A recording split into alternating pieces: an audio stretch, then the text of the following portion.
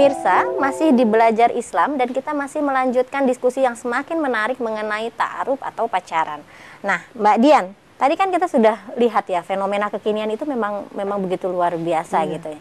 Sesungguhnya apa yang mendekatkan antara teknologi yang semakin canggih tapi kontrol orang tua yang harus tetap melekat gitu, itu apa yang bisa dimainkan?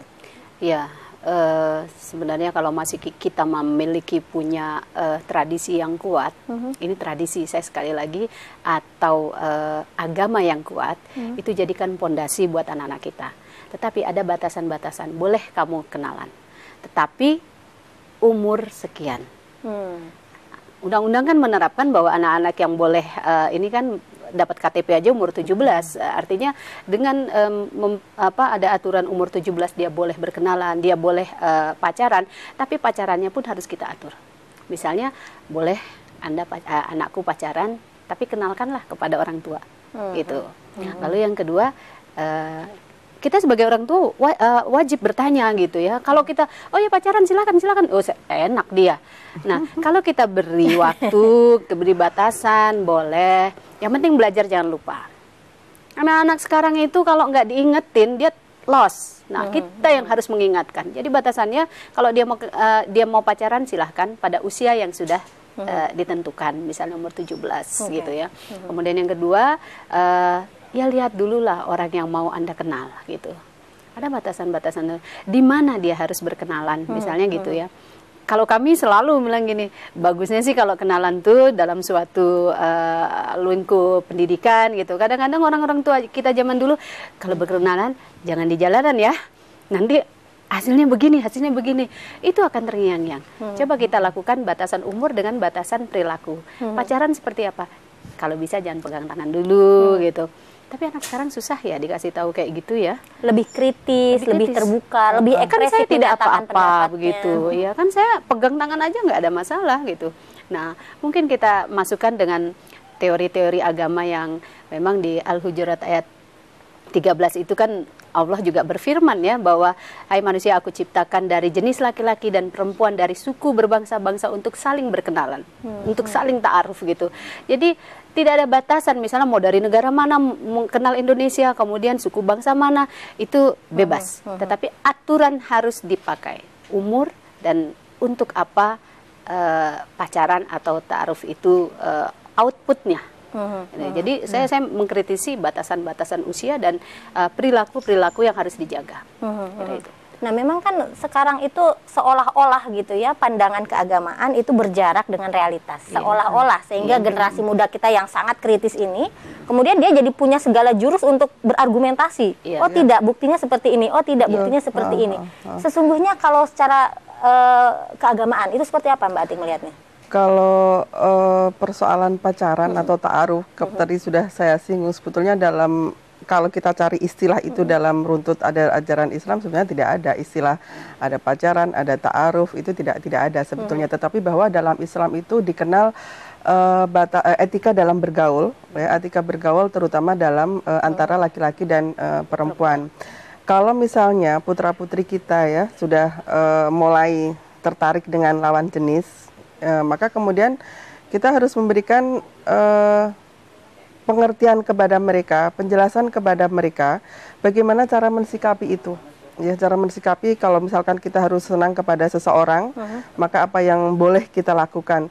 Nah, dalam hal ini maka sudah barang tentu fondasi ajaran agama itu harus kita berikan kepada mereka. Karena bagaimanapun juga kalau kita tidak memberikan penjelasan kepada mereka, mereka tidak tahu kalau bahwa misalnya berciuman itu, mungkin yang selama ini mereka anggap itu sesuatu yang boleh dilakukan, ya mas, antar lawan jenis. Mungkin teman-temannya mengatakan bahwa itu sesuatu yang boleh, itu yang gaul dan sebagainya. Bahkan banyak juga orang dewasa itu memberikan contoh mereka ketika ketemu sudah cipika-cipiki antara laki-laki dan perempuan. Itu sebetulnya dalam ajaran agama kan tidak diperbolehkan. Tetapi kalau kita tidak memberitahu kepada putra-putri kita, mereka juga tidak akan tahu. Karena apa? Hampir sebagian masyarakat kita menganggap itu sesuatu yang biasa. Oleh karena itu maka pondasi ajaran agama harus kita jelaskan kepada anak-anak bahwa mana yang boleh dilakukan dan tidak boleh dilakukan dalam bergaul, terutama antara laki-laki dan perempuan. Kemudian kita tidak cukup hanya itu saja, karena kadang-kadang selama ini kalau dikatakan itu dosa, itu tidak boleh, itu nggak mempan gitu. Betul. Jadi kalau mereka hari gini masih kadang-kadang hari gini masih bilang dosa dan sebagainya. Nah mungkin barangkali cara lain yang bisa kita lakukan adalah kita memberikan penjelasan kepada putra-putri kita sebab akibat. Misalnya kalau kemudian berpacaran itu identik dengan di situ pergaulan yang bebas, yang serba boleh karena masyarakat kita sudah sebagian besar itu menganggap seperti itu, maka kita harus memberikan juga gambaran kepada mereka, ini loh kalau mereka yang dilakukan itu seperti ini, maka nanti akan berakibat seperti ini. Seperti misalkan tadi kehamilan yang tidak diinginkan. Kemudian kalau itu sudah terjadi, maka nanti akan menyengsarakan diri sendiri, keluarga, ya dan sebagainya. Dan itu nanti akan berpengaruh kepada masa depan dari putra-putri kita. Jadi mungkin kita tidak cukup hanya memberikan mengatakan ini dosa, ini tidak, ini dan sebagainya itu dilarang, tetapi kita juga memberikan argumentasi yang cukup mereka bisa pahami. Misalnya ketika mereka melakukan hal-hal yang itu dilarang agama, itu akibatnya seperti ini dan seterusnya, sehingga mereka akan, oh iya kalau itu saya lakukan maka nanti saya akan berakibat seperti itu, kalau seperti itu maka nanti saya masa depan saya akan terganggu dan sebagainya. Dan itu biasanya hubungan bebas ini tidak berhenti di situ, dia akan menjalar kepada hal-hal yang lain, kepada masalah narkoba dan sebagainya, ya, karena mungkin ketika mereka sudah melakukan hubungan seksual itu kemudian terjadi kehamilan, mereka stres, larinya tidak kembali tidak berani kepada orang tua karena orang tuanya mungkin tidak bisa tidak bisa berperan dalam keluarga itu dengan baik. Mereka kan akhirnya lari kepada pergaulan yang teman-teman yang sebaya itu tadi, yang mereka mendukung terhadap apa yang dia lakukan. Maka justru lebih runyam lagi nanti mereka akan kebawa kepada masalah narkoba dan sebagainya, dan itu akan terus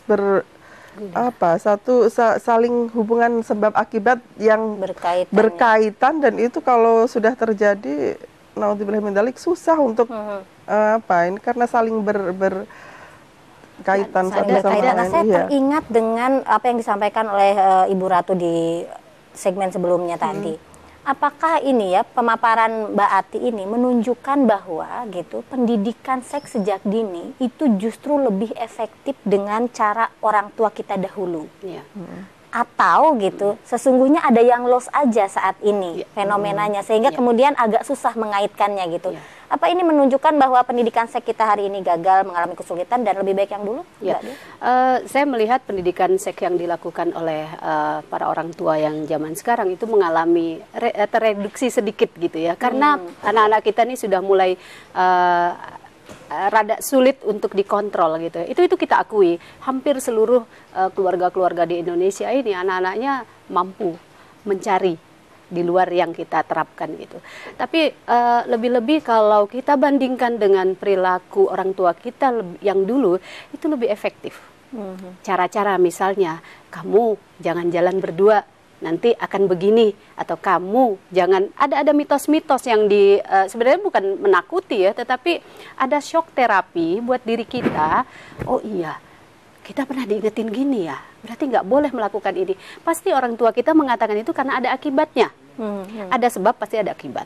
Lalu yang kedua, saya tidak mengatakan ini mungkin lost control ya, tetapi memang ada satu masa di mana kita juga hidup di wilayah yang teknologinya sama kita alami. Dan kita merasa happy ketika kita tahu informasi sebanyak-banyaknya dan kita lupa mengontrol bahwa kita punya generasi berikutnya. Dan yang menarik ini yang dilakukan penelitian oleh PP Fatayat NU di Mataram khususnya, itu kan ada perilaku budaya orang yang ingin menikah kemudian diculik dulu selama 1 minggu, 1 bulan. Kami melakukan penelitian itu dan kami rekam gitu ya, kasusnya kenapa gini-gini. Padahal dia orang muslim. Tapi karena tereduksi dengan budaya-budaya agama sebelumnya, akhirnya itu masuk kepada wilayah itu, merupakan bagian dari perkenalan. Merupakan bagian dari etika kalau orang ingin menikah. Nah, penelitian itu kami lakukan dan kami presentasikan bahwa ini sebenarnya bukan sesuatu yang salah gitu. Oke, ditahan dulu. Ini menarik sekali. Pemirsa juga pasti pengen tahu nih, karena saya juga penasaran. Tapi jangan kemana-mana pemirsa, kita akan kembali sesaat lagi.